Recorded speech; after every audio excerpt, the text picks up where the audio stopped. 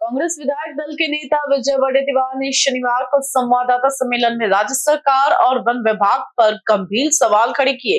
उन्होंने कहा कि राज्य में तेंदुओं की संख्या कितनी है, इसकी स्पष्ट जानकारी खुद वन विभाग को भी नहीं है, जो कि गंभीर लापरवाही को दर्शाता है। वडेट्टीवार ने बताया कि तेंदुओं की गतिविधि अब जंगल के साथ साथ गन्ने के खेतों पे भी तेजी से बढ़ रही है, क्योंकि उन्हें वहां छिपने के लिए जगह और खाने का स्रोत मिल जाता है। उन्होंने वन्य प्राणियों की जनगणना को अधूरा बताते हुए जंगल के बाहर छुपे तेंदुओं की गिनती भी की जानी चाहिए, ऐसा कहा। उन्होंने चेतावनी देते हुए कहा कि तेंदुओं की बढ़ती संख्या चिंता का विषय है, इसलिए वन विभाग और वन मंत्री को इस पर तुरंत ध्यान देना चाहिए। जरूरत पड़ने पर उन्हें पकड़कर सुरक्षित स्थान पर ले जाना चाहिए और अत्यावश्यक स्थिति में उन्हें मारने तक के निर्णय ले जाने पड़ सकते हैं। वांद्रे दारू पार्टी के विवाद पर वडेट्टीवार ने कहा कि ऐतिहासिक किलों की पवित्रता नष्ट करने का प्रयास किया जा रहा है।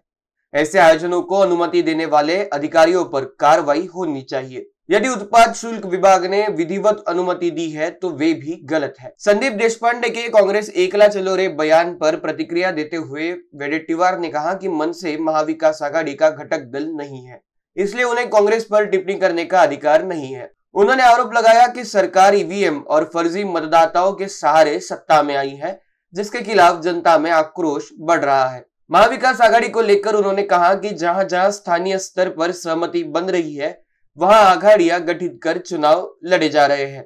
जहां संभव होगा हम स्थानीय आघाड़ी करेंगे, उन्होंने कहा। अंबादास दानवे पर प्रतिक्रिया देते हुए वडेट्टीवार ने कहा कि दानवे उंगली उठाते समय ये भूल जाते हैं कि 4 उंगलियां उनकी ओर भी उठती है। किसी भी नेता को ऐसा वक्तव्य नहीं देना चाहिए जिससे आपसी दूरी बढ़े।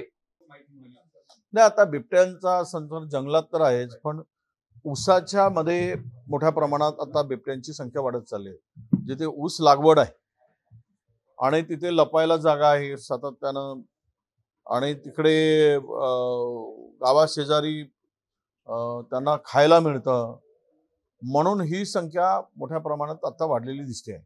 खरं तर वन विभागाने ज्या वन्य प्राण्यांचं सेन्सस केलं जातं तसं आता जंगलातील वन्य प्राण्यांचं सेन्स होतं, त्यामध्ये बिबटा असेल, वाघ असेल, अस्वल असेल किंवा इतर वन्य प्राणी असतील, पण याबरोबर जंगलाबाहेरील शेतामध्ये किंवा ऊसाच्या मध्ये लपलेल्या बिबट्यांचं सुद्धा सेन्सस होणं आवश्यक आहे।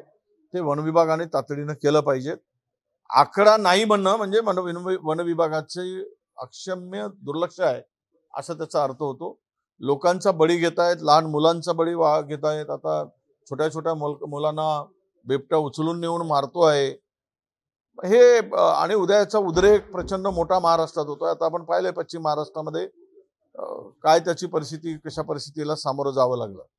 म्हणून वन विभागाने आणि वनमंत्र्यांनी या संदर्भात लक्ष घातलं पाहिजे आणि यांचा सगळ्या या वन्य प्राण्यांचं जिथे जिथे अधिकचे आहेत किंवा जंगल सोडून शेतामध्ये मोठ्या प्रमाणात जे काही संख्या वाढली त्यांचं ट्रान्सलोकेशन आता करणे पाहिजे, त्यांना हलवलं पाहिजे, पकडलं पाहिजे, आवश्यकता पडली तर मारलंही पाहिजे।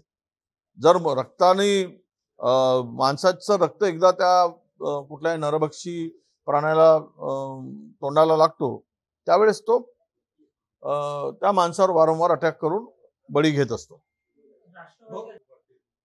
आणि किल्ल्यावर दारू पार्टी आणि त्याला परवानगी हे तर अति झालं आहे। म्हणजे ऐतिहासिक स्थळांचं पावित्र्य नष्ट करणं हा त्यामागचा उद्देश असा मला दिसतो आहे। तुम्ही परमिशन देताच कशी? जो कोणी परमिशन दिला असेल, ज्या अधिकाऱ्यांनी, त्याच्यावर कारवाई झाली पाहिजे। ऐतिहासिक स्थळामध्ये असे दारू पार्ट्या होता आणि उत्पादन शुल्क विभाग जर त्याला रितसर परवानगी देत असेल तर ते लाच घेऊन परवानगी दिलेली आहे, पैसे घेऊन दिलेले आहे आणि त्या पवित्र स्थळांचं पावित्र्य घालवण्याचं पाप या लोकांनी केलेलं आहे। नाही, त्या मनसेच्या संदर्भात आम्हाला काही बोलायचं नाही। ते आमचे काही अलायन्स पार्टनर नाहीत, आमचे काही महाविकास आघाडीतले घटक पक्ष नाही, त्यामुळे त्यांची भूमिका काय असेल ते त्यांना त्यांच्या पक्षाच्या संदर्भात त्यांनी ठेवावी। आम्हाला सध्या आमच्या पक्षाच्या भूमिकेवर त्यांना बोलण्याचा कुठलाही अधिकार नाही। तो निर्णय आम्ही स्वतंत्रपणे घेऊ आणि कुठल्या निवडणुका हरलेत, काय झालेत, बदमाशी करून जिंकलेत, त्यामुळे काही फरक पडत नाही। लोक आता लोकांच्या मनामध्ये एक उद्रेक राग तयार होतोय आणि त्या रोषाला सत्ताधाऱ्यांना सामोरं जावं लागेल. हे सगळी बनवाबनवी जी आहे म्हणजे मॅन्युक्युलेट हे जे काही निकाल होत आहेत यावर एक ना एक दिवस या तुमच्या जे सरकार स्थापन करण्यासाठी ईव्हीएमचा आणि बोगस मतदारांचा जो वापर केला जातोय, मतदार याद्यांचा वापर केला जात आहे, त्या रोषाला सरकारला एक ना एक दिवस सामोरं यावं लागेल. अनेक ठिकाणी एकत्र येत आहेत. जिथे जिथे लोकांना वाटतंय, स्थानिक लोकांना वाटतंय, त्या ठिकाणी ते एकत्र येत आहेत, एकत्र बसत आहेत. त्यामध्ये बसपा बसतंय, मनसे आपला राष्ट्रवादी पवार साहेब बसतायत, उभाटा बसतंय. अनेक ठिकाणी ते झालेलं आहे. काही ठिकाणी वंचित बरोबर अनेक ठिकाणी युती झाल्याचं आम्हाला दिसते आहे. जिथे जिथे स्थानिक पातळीवर अनेक आघाड्या करून निवडणुका लढल्या जातात. या स्थानिक स्वराज्य संस्थांमध्ये कधी काही महाविकास आघाडी किंवा इंडिया गठबंधनचा विषय येत नाही. जिथे जमेल तिथे जमवतात, जिथे जमत नाही तिथे जमवत नाही. नाही आमची काय ते त्यांचं मत आहे. ते दानवेंनी बोट दाखवत असताना 4 बोटं त्यांच्याकडे आहेत हेही मानलं पाहिजे. ग्रामीण भागामध्ये काय परिस्थिती आहे याचं अवलोकन करा आणि दुसऱ्यावर बोट दाखवा. असं आपसात काही मतभेदाची दरी वाढेल अशा प्रकारचं कुठलंही वक्तव्य कोणी नेत्यांनी करू नये. BCN न्यूज के लिए वीडियो जर्नलिस्ट अखिलेश के साथ अभिषेक पानसे की रिपोर्ट.